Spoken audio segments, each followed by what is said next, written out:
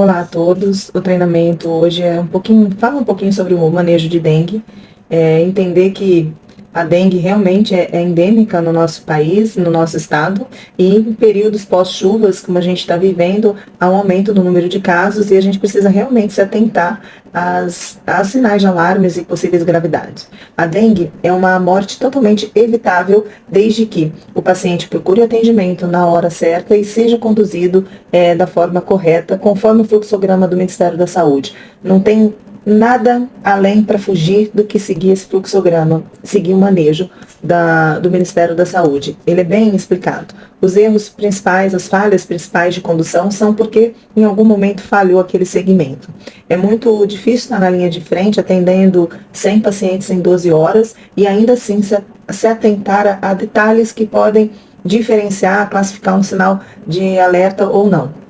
Por isso, a orientação que é feita é que mesmo que você tenha atendido 30 dengues naquele dia, você ainda assim, na 31ª, na 32ª, consulte sempre o fluxograma, para que a gente não caia num automatismo e esqueça algum detalhe numa avaliação clínica ou de um cálculo de uma hidratação correta de acordo com a apresentação clínica do paciente, ok? Então, assim, dengue normalmente é uma doença febril e ela dura no máximo 7 dias. E os sintomas são inespecíficos: cefaleia, dor retroorbitária, uma mialgia, uma dor articular generalizada. O paciente pode ter diarreia, pode ter vômito, pode ter dor abdominal. Esse paciente ele pode ter exantema com prurido. Então, assim, é diversas as apresentações. O importante é que a gente pense em dengue, principalmente nessa época pós-chuva. E pensando em dengue, a gente precisa avaliar se tem algum sinal de alarme, se tem algum sinal de choque. Os sinais de alarme são dor abdominal intensa e contínua, ok, essa ainda é relatado.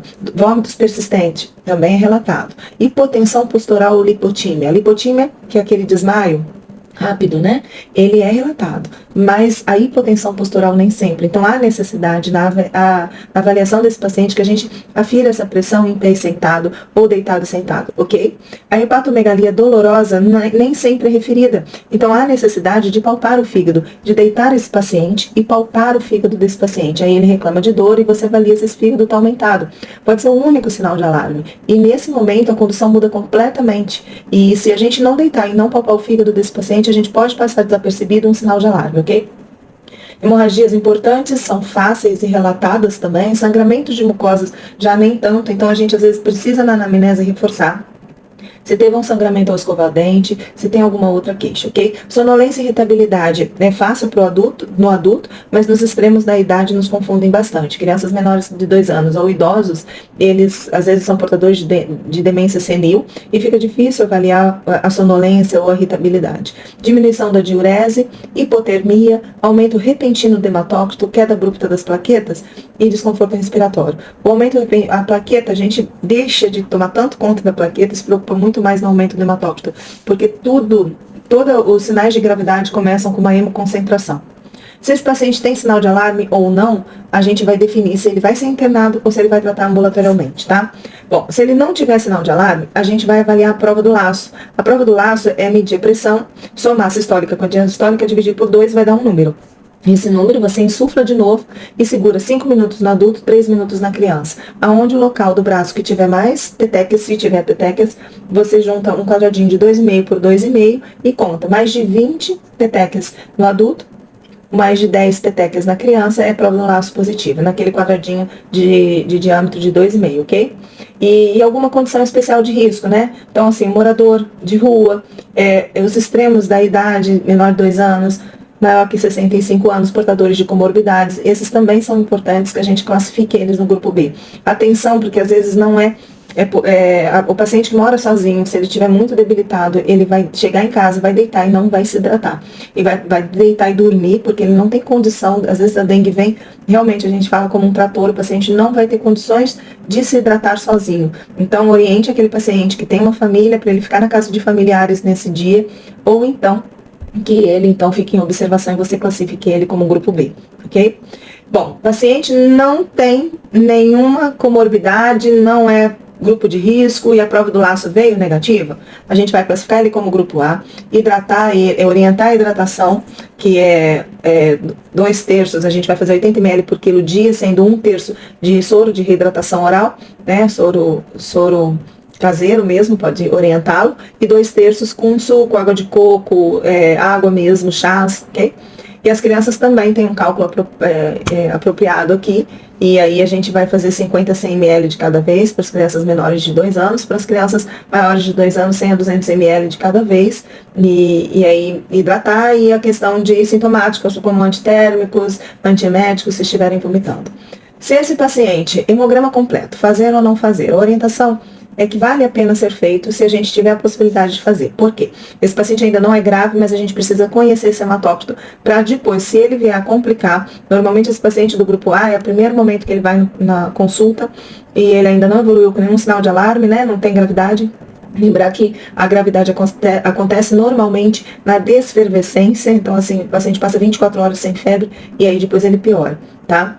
E então, atentar, porque o paciente é renal crônico, é DPOC, você não conhece esse hematócrito de base, então vai ficar difícil a gente avaliar uma hemoconcentração. Então vale a pena nesse primeiro momento, se a gente puder pedir um hematócrito para que, se ele vier a piorar, dias depois o colega tenha um hematócrito para comparar se teve uma concentração ou não, né? Bom, o paciente que tem prova do laço positivo, tem extremos da idade, tem comorbidades, a gente vai classificar como grupo B e aí a gente vai hidratá-lo na observação, ok?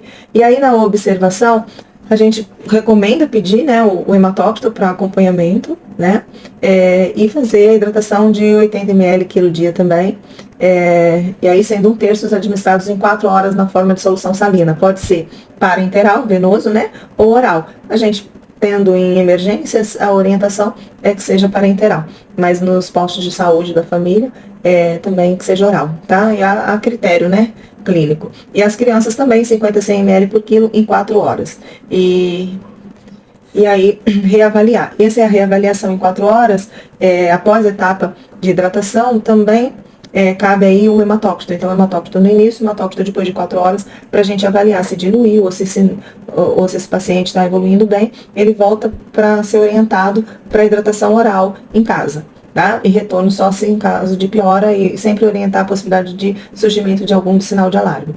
Se esse paciente não hemodiluiu, né, e ainda requer cuidados, ou aparecer algum sinal de alarme, a gente interna ele, solicita provas de função hepática, atenção porque a dengue tem tropismo para o fígado. Então, normalmente pode cursar com aumento das enzimas hepáticas, também pode cursar com uma má distribuição, então vai ter derrame pleural, vai ter ascite, vai ter uma colangite, uma vesícula aparentemente assim inflamada e é só complicações mesmo da dengue.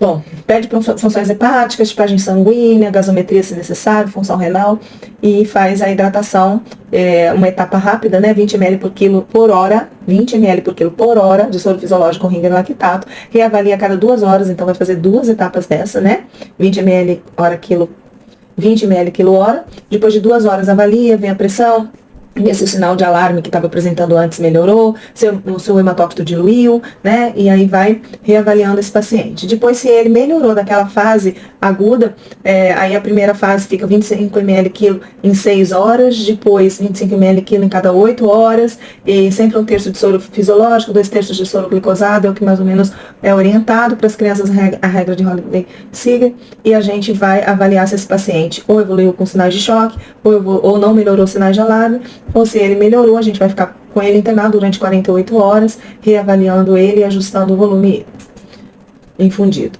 né? E o paciente que apresenta sinais de choque ou atenção para pressão convergente, né? Diferença da sistólica e da diastólica menor do que 20 milímetros de Hg, perfusão periférica lentificada, então sempre atentar para sinais de risco para choque. E aí esse paciente também vai ser hidratado, às vezes se ele tiver uma disfunção orgânica, estiver evoluindo com insuficiência respiratória, insuficiência renal, esse paciente vai evoluir para necessidade de terapia intensiva, choque, né? Mas a primeira hidratação vai fazer 20 ml quilo em 20 minutos. Então, assim, é bem rapidinho. Normalmente precisa ter 2 acessos periféricos calibrosos para que corra isso rapidamente aonde você estiver, né? Que unidade de saúde você estiver, um bom acesso venoso periférico e volume é para ser feito, mesmo que você transfira para uma unidade intermediária ou unidade hospitalar, tá? E a reavaliação a cada 15, 30 minutos, hematócrito a cada 2 horas, e aí a reposição de volume rigorosa, reavaliando sempre o paciente, até que esse paciente esteja estável, se não necessário, até aminas vasoativas, né, para reversão de choque. Então, assim, é seguir, né, é apenas seguir o fluxograma, a gente vai evitar as mortes, né, por dengue, que são mortes consideradas mortes evitáveis, ok? Espero ter ajudado. Eu só li junto com vocês o fluxograma. Eu acho que é isso que a gente precisa entender, que mesmo a gente tendo 20 anos de formado, 30 anos de formados, que a gente tenha atendido e vivido epidemias de dengue, ou não que a gente seja recém-formado, tenha poucos anos de formado, a gente precisa não acreditar tanto assim que a gente sabe o manejo da dengue. A gente precisa sempre estar consultando para não cair em algum automatismo e esquecer de deitar um paciente, palpar um fígado, que é um detalhe assim, ver a pressão em pé e sentado, ver a prova do laço, são exames importantes que a gente precisa fazer para diferenciar e conduzir de forma totalmente, né, o manejo da dengue, ok? Então, fiquem com Deus, espero ter ajudado aí a todos.